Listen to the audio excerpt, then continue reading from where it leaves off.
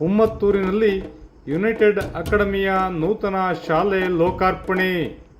ಶಾಲೆಯ ಸಾಧನೆಯ ಬಗ್ಗೆ ಸುತ್ತೂರು ಶ್ರೀಗಳಿಂದ ಮೆಚ್ಚುಗೆ.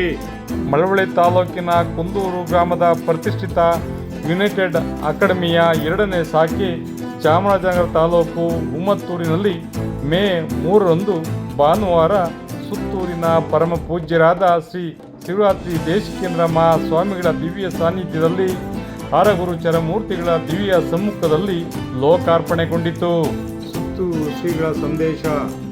ಗ್ರಾಮೀಣ ಪ್ರದೇಶದ ಮಕ್ಕಳಿಗೆ ಗುಣಮಟ್ಟದ ಶಿಕ್ಷಣ ನೀಡುವ ಉದ್ದೇಶದಿಂದ ನಗರ ಪ್ರದೇಶದಿಂದ ಹಳ್ಳಿಗೆ ಬಂದು ಶಿಕ್ಷಣ ಸಂಸ್ಥೆ ಸ್ಥಾಪಿಸಿ ಗುಣಮಟ್ಟದ ಶಿಕ್ಷಣ ನೀಡುವುದರೊಂದಿಗೆ ನೂರಾರು ಬಡ ಮಕ್ಕಳ ಸಾಧನೆಗೆ ಯುನೈಟೆಡ್ ಅಕಾಡೆಮಿಯ ಯುವಕ ತಂಡ ಮಾದರಿಯಾಗಿದೆ ಎಂದು ಸುತ್ತೂರಿನ ಪರಮಪೂಜ್ಯ ಶ್ರೀ ಶಿವರಾತ್ರಿ ದೇಶಿಕೇಂದ್ರ ಮಹಾಸ್ವಾಮಿಗಳು ಹೇಳಿದರು.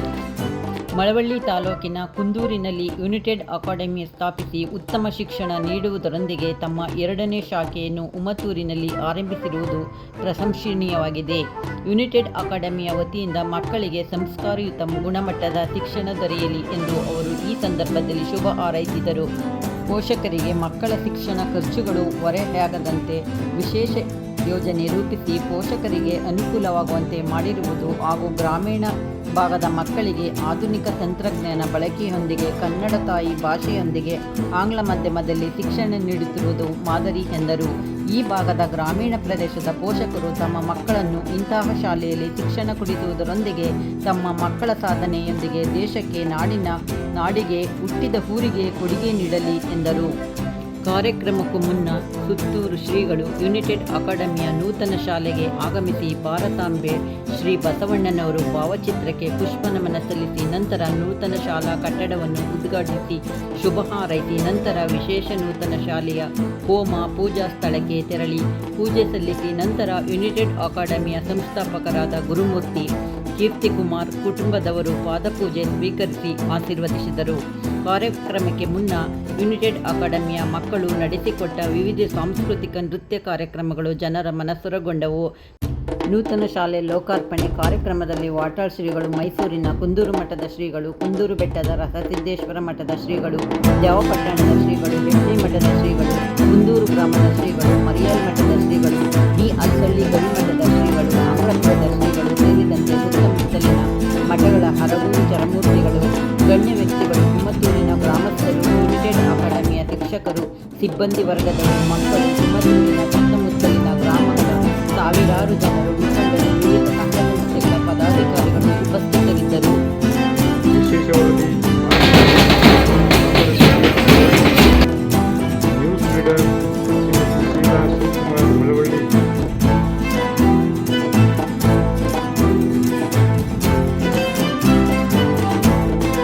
ಮತ್ತು ಕೀರ್ತಿಕುಮಾರ್ ಮಾತಾಡ್ತಾ ಹೇಳಿದಾಗೆ ಅವರಿಬ್ಬರು MSc ಮತ್ತು B.Ed ಅನ್ನು ಮಾಡಿ ಬೆಂಗಳೂರಿನಲ್ಲಿ ಕೋಚಿಂಗ್ ಕ್ಲಾಸನ್ನು ನಡೆಸ್ತಾ ಇದ್ದು ಆನಂತರ ಗ್ರಾಮಾಂತರ ಪ್ರದೇಶದಲ್ಲಿ ಅವರು ಸೇವಾ ಕಾರ್ಯವನ್ನು ಮಾಡಬೇಕು ಅಂತ ಸಂಕಲ್ಪ ಮಾಡಿದ ಪರಿಣಾಮವಾಗಿ ಇದು ಈಗಾಗಲೇ ಕುಂದೂರಿನಲ್ಲಿ ನಡೆಸ್ತಾ ಇರುವಂಥ ಶಾಲೆಯಲ್ಲಿ ಸಾಕಷ್ಟು ಸಂಖ್ಯೆಯ ವಿದ್ಯಾರ್ಥಿಗಳಿದ್ದು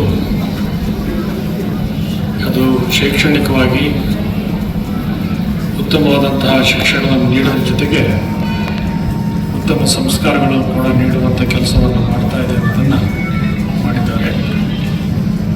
ಪೂಜ್ಯ ಶ್ರೀ ಕುಂದೂರು ಶ್ರೀಗಳು ಮತ್ತು ಕುಂದೂರು ಬೆಟ್ಟದ ಮಹಾಸ್ವಾಮಿಗಳು ಶ್ರೀಗಳು ಮಾತನಾಡ್ತಾ ಹಲವಾರು ವಿಷಯಗಳನ್ನು ತಿಳಿಸಿದ್ದಾರೆ. ಜ್ಞಾನ ಅನ್ನೋದು ಮನುಷ್ಯನ ಒಂದು ಅಪೂರ್ವವಾದಂತಹ ಸಂಪತ್ತು. ಅದನ್ನೇ ಅಲ್ಲಮಪ್ಪಗಳು ಜ್ಞಾನರತ್ನವೆಂಬುದು ನೀನೊಡವೆ, ಅದನ್ನು ನೀವು ಧರಿಸಿದೆಯಾದರೆ ನಿನಗೆ ಸಿರಿವಂತರಿಲ್ಲ ಅಂತ ಒಂದು ಅಪೂರ್ವವಾದಂತಹ ಮಾತನ್ನು 12ನೇ ನಿಮಿಷ ತಿಳಿಸುತ್ತಾರೆ. ಯಾರು ಅಪಹರಿಸಲಿಕ್ಕೆ ಸಾಧ್ಯ ಇರುವಂತಹ ಮರೆಯಲಿಕ್ಕೆ ಸಾಧ್ಯ ಅಪೂರ್ವವಾದ ವಸ್ತು ಅಂತ ಮನುಷ್ಯ ಜ್ಞಾನವನ್ನು ಸಂಪಾದನೆ ಮಾಡಿದ್ರೆ ನಾವು ಸರ್ವತ್ರ ಪೂಜ್ಯತೆಯನ್ನು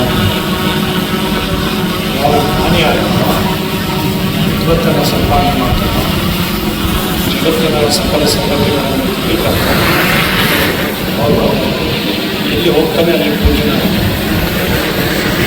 ಯಾವುದೇ ಇರ್ಬೋದು, ಯಾವುದೇ ಅಧಿಕಾರಿ ಇರ್ಬೋದು, ಯಾವುದೇ ಅಧಿಕಾರಿ ಅವರೆಲ್ಲರೂ ಒಂದು ಸೀಮಿತವಾದಂತಹ ವಲಯ, ಆ ಒಂದು ಎಲ್ಲ ಅಂತಹ ಚೌಕಟ್ಟುಗಳನ್ನು ಮೀರಿ ನಡೆಸ್ಕೊಳ್ಳಲಿಕ್ಕೆ ಸಾಧ್ಯ ಇರ್ತಕ್ಕಂಥದ್ದು ಜ್ಞಾನಿಯಾದಂಥ ಮನುಷ್ಯನಿಗೆ.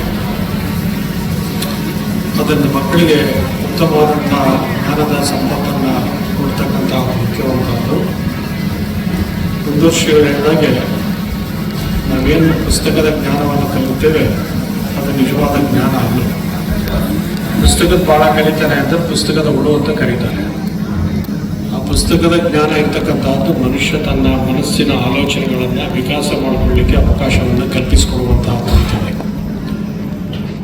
ಪುಸ್ತಕದಲ್ಲಿ ಓದುತ್ತೆ ಒಬ್ಬ ದೊಡ್ಡ ಜ್ಞಾನಿ ಆಗ್ತಾನೆ ಅಂತಂದರೆ ವಿವೇಕಾನಂದ ಒಂದು ಮಾತಾಡ್ತಾರೆ, ಗ್ರಂಥಾಲಯಗಳು ದೊಡ್ಡ ಜ್ಞಾನಿಯಾಗಿರ್ತಾ ಇರ್ತದೆ.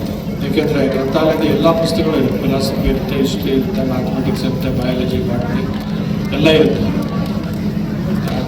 ಗ್ರಂಥಾಲಯಗಳೇ ದೊಡ್ಡ ಜ್ಞಾನಿಗಳಾಗಿರ್ಲಿಕ್ಕೆ ಸಾಧ್ಯ ಆಗ್ತಿತ್ತು.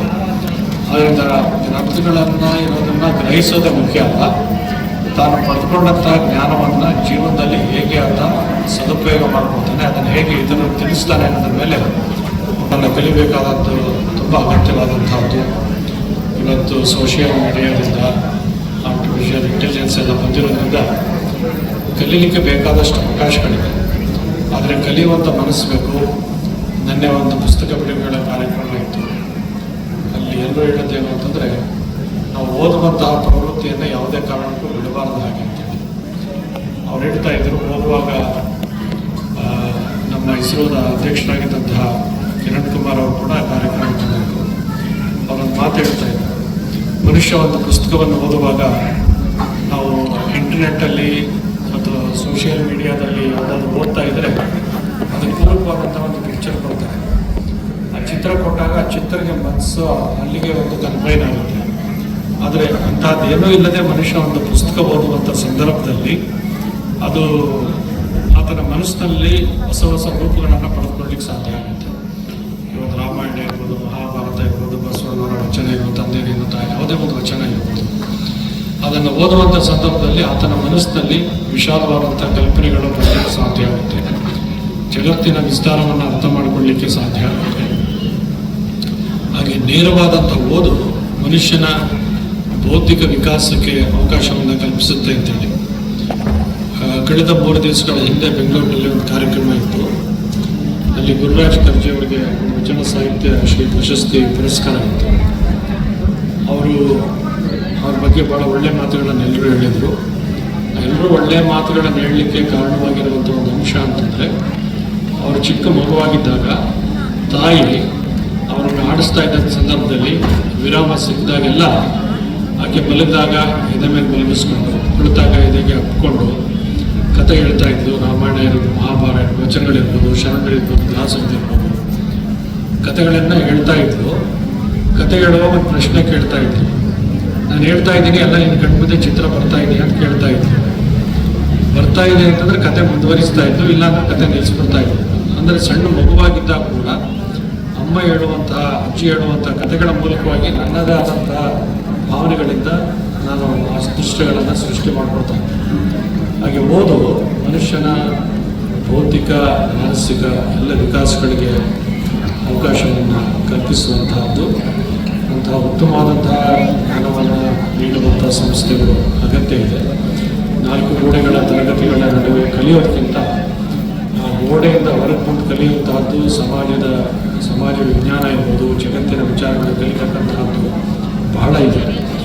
ಇವತ್ತು ಜಗತ್ತಿನಲ್ಲಿ ಕಲೀಲಿಕ್ಕೆ ಎಷ್ಟಿದೆ ಅಂತಂದರೆ, ಮನುಷ್ಯ 16 ಜನ್ಮಗಳನ್ನು ಪಡೆದುಕೊಂಡು ಬಂದರೂ ಕೂಡ ತಿಳಿದುಕೊಳ್ಳಲಿಕ್ಕೆ ಸಾಧ್ಯ ಇಲ್ಲದಷ್ಟು ಅಪಾರವಾದಂತಹ ಜ್ಞಾನದ ಸಂಪತ್ತು ನಮ್ಮಲ್ಲಿದೆ. ಅದು ಎಷ್ಟಾಗುತ್ತೆ ಅಷ್ಟನ್ನು ಕಲಿಯುವಂಥ ಪ್ರಯತ್ನದಲ್ಲಿ ತೊಡಗಿಸ್ಕೊಳ್ಬೇಕು. ಅಂಥ ಅದಕ್ಕೆ ಅವಕಾಶ ಮಾಡಿಕೊಡುವಂಥ ಒಂದು ವ್ಯವಸ್ಥೆಯನ್ನು ಯುನೈಟೆಡ್ ವಿದ್ಯಾಸಂಸ್ಥೆಗಳು ಯುನೈಟೆಡ್ ಅಕಾಡೆಮಿ ಮುಖಾಂತರವಾಗಿ ಪ್ರಾರಂಭಿಸ್ತಾ ಇದೆ. ಕುಂದೂರಿನಲ್ಲಿ ಶ್ರೀಗಳ ಎಲ್ಲರ ಮಾರ್ಗದರ್ಶನದಲ್ಲಿ ಸಂಸ್ಥೆಯನ್ನು ನಡೆಸ್ತಾ ಇದ್ದಾರೆ. ಇಲ್ಲಿ ಕೂಡ ಅವರು ಗುರುಮೂರ್ತಿಯವರು ಮತ್ತು ಶ್ರೀಮತಿ ಸುಷ್ಮಾ ಅವರು ಶಿಕ್ಷಕರಾಗಿ ಮುಖ್ಯಸ್ಥರಾಗಿ ಸೇವೆ ಸಲ್ಲಿಸ್ತಾ ಇದ್ದಾರೆ. ಕೀರ್ತಿಕುಮಾರ್ ಅವರು ಶಿಕ್ಷಕರಾಗಿ ಅವರ ಶ್ರೀಮತಿ ನಿಷ್ಕಾ ಅವರು ಆಡಳಿತದ ಜವಾಬ್ದಾರಿಯನ್ನು ವಹಿಸಿಕೊಂಡು ನಿರ್ವಹಿಸ್ತಾ ಇದ್ದಾರೆ. ಒಂದೇ ಕುಟುಂಬದವರು ಮಾಡೋದ್ರಿಂದ ಒಂದು ಆಡಳಿತಾತ್ಮಕವಾಗಿ ಉತ್ತಮವಾದ ಗುಣಮಟ್ಟವನ್ನು ಕಾಯ್ದುಕೊಂಡು ಬರಲಿಕ್ಕೆ ಸಾಧ್ಯ ಆಗಿದೆ. ಇಲ್ಲಿ ಅವ್ರನ್ನು ಕೇಳಿದ್ವಿ, ಕುಂದೂರಿನಲ್ಲಿ ಕಾಲೇಜಿನಲ್ಲಿ ಶಾಲೆಯಲ್ಲಿ 1,00,000 ರೂಪಾಯಿಯನ್ನು ಒಂದು ಸಾರಿ ತಂದೆ ತಾಯಿಗಳು ಪಾವತಿ ಮಾಡಬೇಕು. ಅದು ಪಾವತಿ ಮಾಡಿದ ನಂತರ ಮಕ್ಕಳು ಯಾವುದೇ ಸಂದರ್ಭದಲ್ಲಿ ಶಾಲೆಯಿಂದ ಹೊರಗೋದ್ರೂ ಕೂಡ ಹಣವನ್ನು ಕೊಡುವಂಥ ವ್ಯವಸ್ಥೆಯನ್ನು ಮಾಡಿದರು. ಇಲ್ಲಿ ಈ ಶಾಲೆಯಲ್ಲಿ 1,50,000 ರೂಪಾಯಿಗಳ ಒಂದು ಠೇವಣಿಯನ್ನು ಇಟ್ಟರೆ ಅವ್ರು ಹಿಂದಿರುಗಿ ಹೋಗುವಾಗ ಆ 1,50,000 ಲಕ್ಷಗಳಲ್ಲಿ 50,000 ರೂಪಾಯಿಯನ್ನು ಮತ್ತೆ ವಾಪಸ್ ಕೊಡುವಂತಹ ಒಂದು ಸಂಕಲ್ಪ ಮಾಡಿ ಒಂದು ಸಂಸ್ಥೆಯನ್ನು ಪ್ರಾರಂಭ ಮಾಡಿದ್ದಾರೆ.